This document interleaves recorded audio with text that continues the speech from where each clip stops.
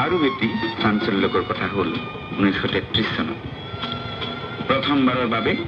intermediate science ক্লাছত admission ল'লে দুগৰাকী গাভৰুৱে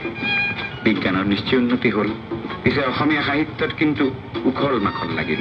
ৰোমান্টিচিজমৰ ধাৰাই ভুমুকি মাৰিলে কটনিয়ান সাহিত্যিকৰ লিখনিয়ে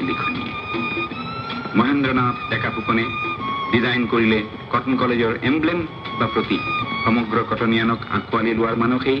কটন কলেজ মেগাজিনৰ নতুন নামকৰণ কৰা হ'ল কটনিয়ান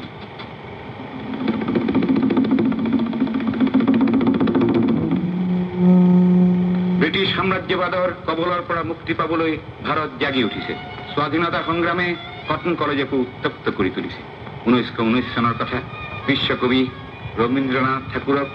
কটনিয়ানসকলে সম্বৰ্ধনা দিয়াৰ মানস কৰি ইংৰাজ চৰকাৰক অনুমতি বিচাৰিছে এই অনুৰোধ তীব্ৰ ক্ৰোধেৰে